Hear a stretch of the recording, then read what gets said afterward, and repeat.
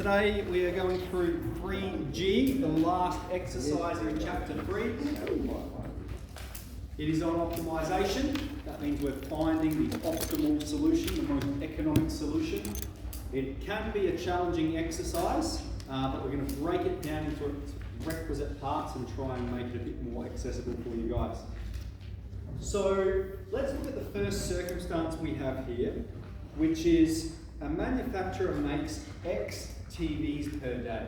Alright, so X is the variable. The profit they make is given by this equation. So the profit is proportional to how many TVs they make. Alright? Using calculus methods, find the number of TVs that provide the maximum profit and what the maximum profit is. Okay, so the reason we have to use calculus methods is because you could just graph this function and g-solve the max, because that's going to be the optimal solution. If I g-solve the max there, I've got x is 250, so when we make 250 TVs, we make, what's that, $655 in profit.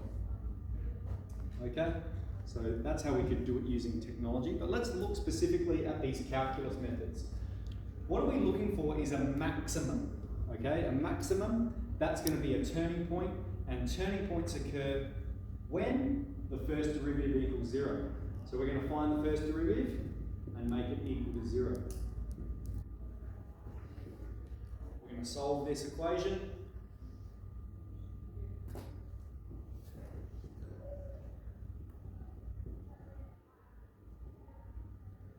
And I'll just do this one in my head. 250.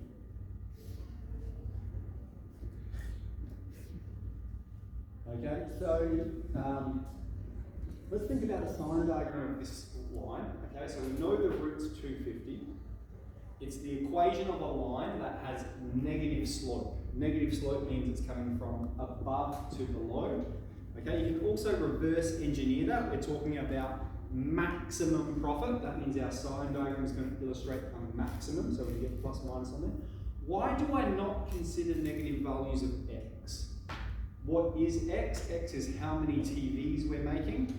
We don't make a negative amount of TVs. So with optimization, generally speaking, we only consider positive values of x. Okay, and then it says, and what is the profit? Well, when x is 250, p of x is, just calculate that in my head, 655. So smart. Okay, genius. And we should put some units. So 250 TVs and $655, or were we told that? Yeah, we just told dollars. We don't even told that. We'll assume it's dollars. On to question 2. A farmer wants to build a duck enclosure against an old shed. They've got 200 metres of fencing. Find the dimensions that provide the maximum area for the ducks. So this wall exists, and we're going to put chicken wire in a rectangular shape around, and we've got 200 metres of fencing. So we've seen these a bit in year 11. Okay, we know that that length needs to be 200 take 2x, and we know that because the sum of all the sides must add up to 200 metres. That's how much fencing we have. So given those dimensions, the area of this shape, the area of our duck enclosure, is going to be x times 200 take 2x. Okay, it's a rectangle. Rectangle is length times width. And we can represent that as 200x take 2x squared. Okay, we want to maximize the area. Well, as we've seen, the maximum area occurs when the first derivative equals 0. So we're going to differentiate. We're going to find a dash.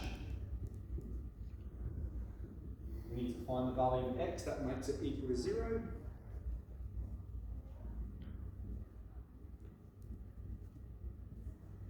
We draw the sine diagram of a dash. We know the root is 50. We know it's a maximum, so we can go up, maximum, increasing, decreasing. We also know it's the equation of a line with negative slope, so from above to below. And then again, you can even graph the function if you're not sure and have a look. Okay, so we've got the sine diagram there. Let's answer the question. Find the dimensions. Okay, so often People are pretty good at this, but we've got to make sure we get the last mark by answering the question. So if x is 50, dimensions are going to be 50 by, this length here is going to be 200, take two lots of 50, 50 by 100 metres. Don't forget a unit. Okay, so there we go. Problem solved using calculus techniques. Okay. Now the can of Coca-Cola one, you have seen this before. We've done this in year 11. And this is a good example of a question where it gives you the equations, but it wants you to show that the equation is this. And whenever I ask it in the test, that's what I'm going to give you. Okay? I'm going to give you the equation, and you get marks by showing that the equation is this. So we've got, in an attempt to be environmentally friendly, Coca-Cola have decided to try and minimise the amount of aluminium used to make a can. The new can must have a volume of 375 millilitres. Must still have a volume. Okay, if R is the radius, show that the height can be given by this equation. Well, the volume of a cylinder is pi r squared h, and we have our volume is equal to 375 millilitres. Okay, so if we want to get h by itself, we're going to divide both sides by pi r squared. Okay, so that will cancel, and we're going to be left with h is 375 on pi r squared. Okay, as required. GED. Alright, so that's part A. Part B. Hence, show that the amount of aluminium used is by this equation over R. Okay, so the amount of aluminium we're going to use, if you think it's a cylinder, so this is the best I can do for now. Okay, it's a cylinder, has a bottom and a top. Alright, so they're going to be the bottom and the top. Let's think about the amount or the area of aluminium with regards to the radius. We're going to have the bottom and the top. Bottom and top, and then we're going to have this area around the outside of it. So we'll call that the cylinder area, for lack of a better word. Alright, so that's what's going to be the total area of aluminium. We've got this bit of aluminium on the bottom, this bit on the top, and this bit around the outside. Now, the bottom and the top are both circles, and the area of a circle is pi r squared, and we've got a circle at the bottom and a circle at the top, so we've got 2 pi r squared, and that's the first part of the equation that it asks us to show. Okay, then for the second part, for the cylinder area, let's break this down a bit.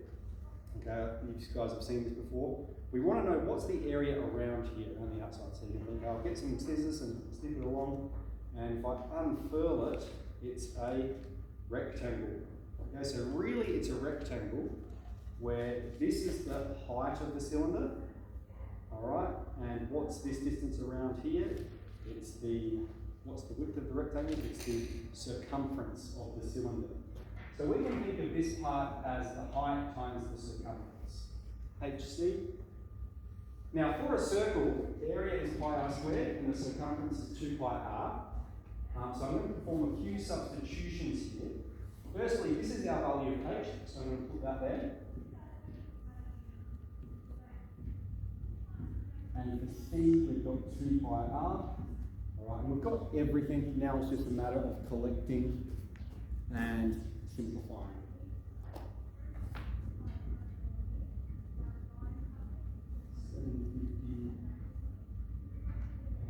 Pi r and pi r squared.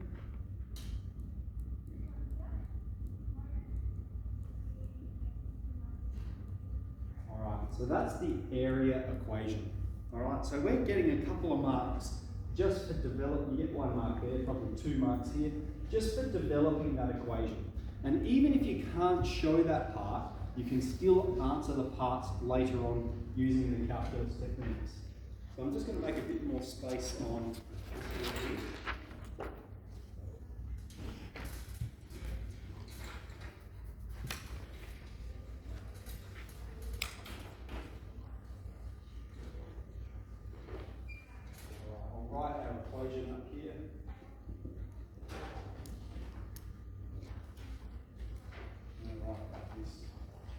Okay, now, with these questions, okay, just in terms of building up a formula, do I need to know a cylinder, do I need to know a cone and that?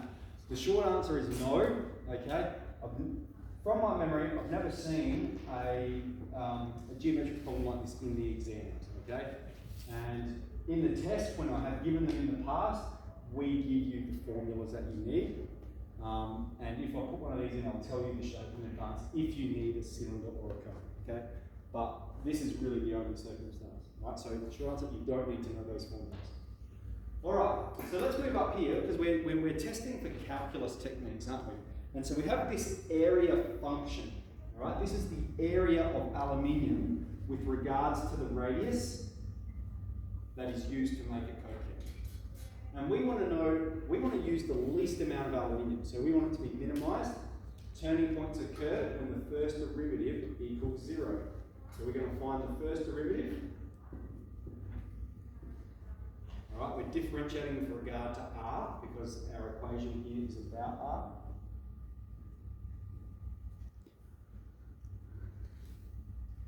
Okay, so really the hardest part about optimization is developing the equation, isn't it? You know, once we've got the equation, it's just a matter of differentiating, making it equal to 0, solving for the value, drawing the sign diagram, answering the question.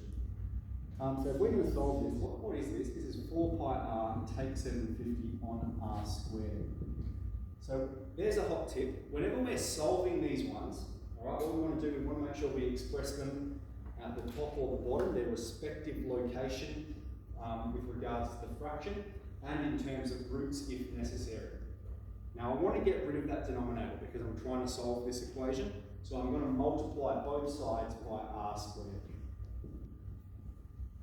Okay, so this term is going to become 4 pi r to the 3. This term is just going to become minus 750, and that stays at 0. And we'll go through and solve for r. We'll isolate the variable term, divide both sides by 4 pi,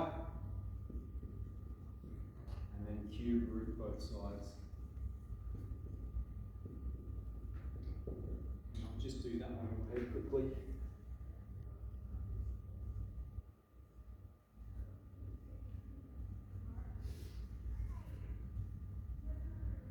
Alright, so that's the r value.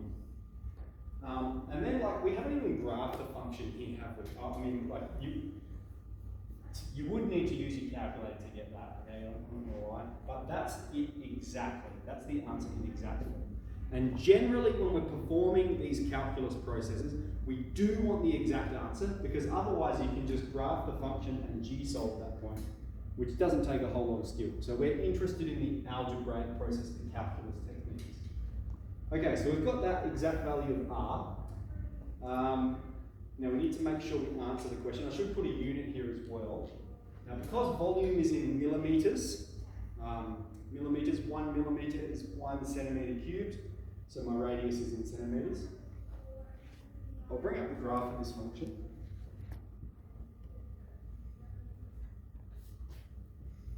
Alright, and I'll just fix my V window a bit.